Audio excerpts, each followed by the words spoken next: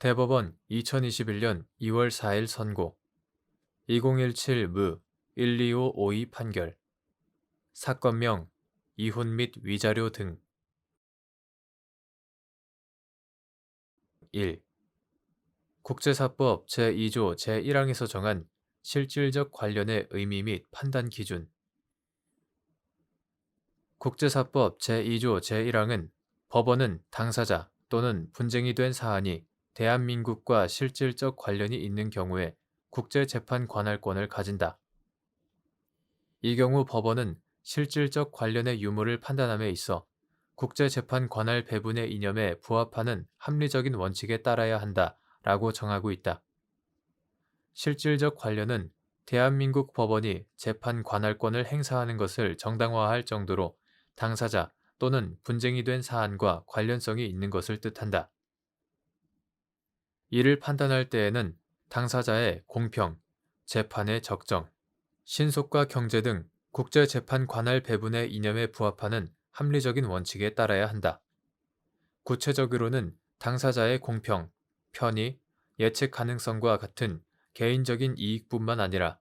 재판의 적정, 신속, 효율, 판결의 실효성과 같은 법원이나 국가의 이익도 함께 고려하여야 한다.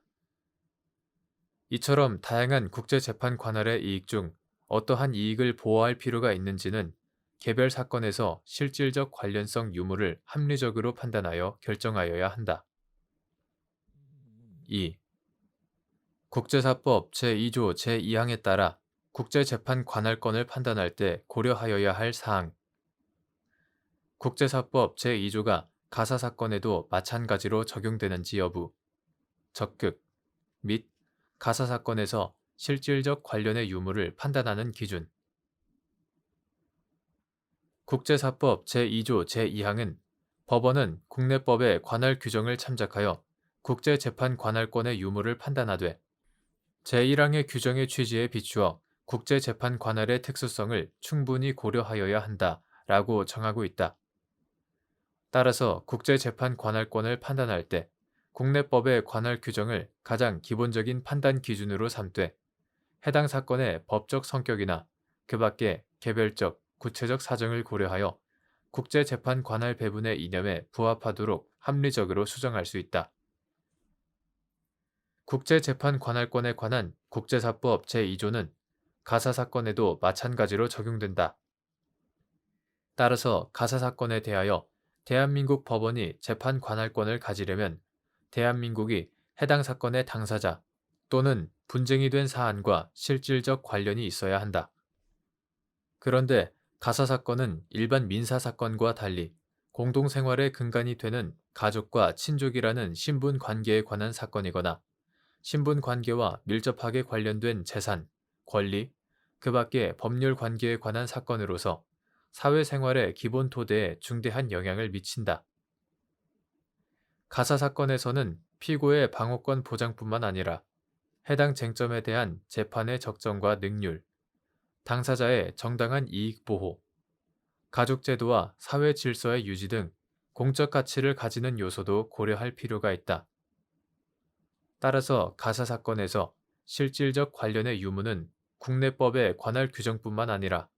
당사자의 국적이나 주소 또는 상거소, 분쟁의 원인이 되는 사실관계가 이루어진 장소,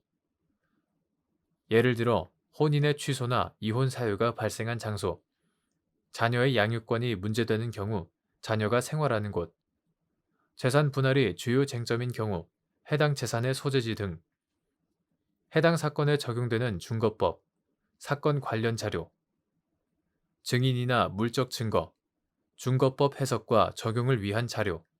그 밖의 소송 자료 등 수집의 용이성, 당사자들 소송 수행의 편의와 권익 보호의 필요성, 판결의 실효성 등을 종합적으로 고려하여 판단하여야 한다. 3. 재판상 이혼과 같은 혼인 관계를 다투는 사건에서 대한민국의 당사자들의 국적이나 주소가 없더라도 이혼 청구의 주요 원인이 된 사실관계가 대한민국에서 형성되었고 이혼과 함께 청구된 재산 분할 사건에서 대한민국에 있는 재산이 재산 분할 대상인지 여부가 첨예하게 다투어지고 있는 경우 대한민국과 해당 사안 간의 실질적 관련성을 인정할 수 있는지 여부, 적극 및 이때 피고가 소장 부본을 적법하게 송달받고 적극적으로 응소한 사정을 대한민국 법원의 관할권을 인정하는 데 긍정적으로 고려할 수 있는지 여부, 적극 재판상 이혼과 같은 혼인 관계를 다투는 사건에서 대한민국의 당사자들의 국적이나 주소가 없어 대한민국 법원의 국내법의 관할 규정에 따른 관할이 인정되기 어려운 경우라도 이혼 청구의 주요 원인이 된 사실관계가 대한민국에서 형성되었고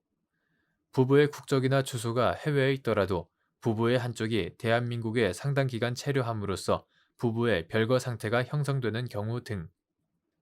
이혼과 함께 청구된 재산 분할 사건에서 대한민국에 있는 재산이 재산 분할 대상인지 여부가 첨예하게 다투어지고 있다면 피고의 예측 가능성, 당사자의 권리 구제, 해당 쟁점의 심리 편의와 판결의 실효성 차원에서 대한민국과 해당 사안 간의 실질적 관련성을 인정할 여지가 크다. 나아가 피고가 소장 부본을 적법하게 송달받고 실제 적극적으로 응소하였다면 이러한 사정은 대한민국 법원의 관할권을 인정하는 데 긍정적으로 고려할 수 있다.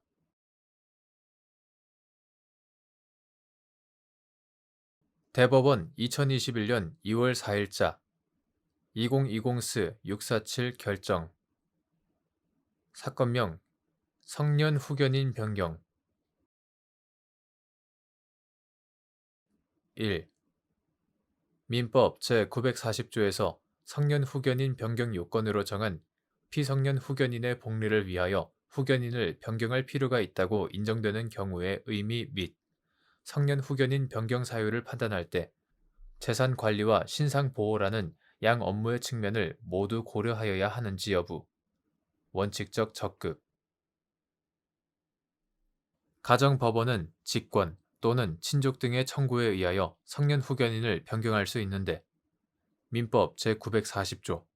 그 변경의 요건은 피성년 후견인의 복리를 위하여 후견인을 변경할 필요가 있다고 인정되는 경우이다.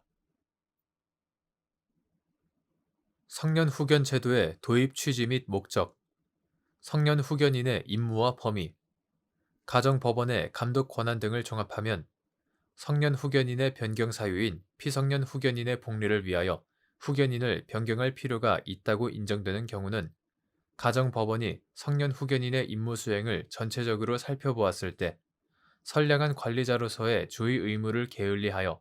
후견인으로서 그 임무를 수행하는 데 적당하지 않은 사유가 있는 경우로서 그 부적당한 점으로 피후견인의 복리에 영향이 있는 경우라고 봄이 상당하다. 또한 성년 후견인의 임무에는 피성년 후견인의 재산 관리 임무뿐 아니라 신상 보호 임무가 포함되어 있고 신상 보호 임무 역시 재산 관리 임무 못지않게 피성년 후견인의 복리를 위하여 중요한 의미를 가지기 때문에 특별한 사정이 없는 한 성년 후견인 변경 사유를 판단함에 있어서는 재산 관리와 신상 보호의 양 업무의 측면을 모두 고려하여야 한다. 2. 갑이 뇌출혈 발병으로 거동이나 의사소통 등을 할 수 없게 되자 갑의 큰형인 을이 성년 후견 개시 심판을 청구하여 갑에 대한 성년 후견 개시 및 을을 성년 후견인으로 선임하는 내용 등의 심판이 선고되어 확정되었는데 위 심판 절차에서 을이 성년 후견인이 되는 것에 동의한다는 취지의 후견 동의서를 제출하였던 갑의 자녀 병이 위 심판 확정 직후 을 등이 갑의 재산을 빼앗고 후견 동의서를 위조하여 제출하는 등 불법을 저질렀다고 주장하면서 성년 후견인 변경 청구를 한 사안에서 성년 후견인 변경 사유가 있고 정사단 법인이 을보다 더 성년 후견인으로 적합하다고 보아 변경 심판을 한 원심 판단에 성년 후견인 변경에 대한 법리 오해 등의 잘못이 있다고 한 사례.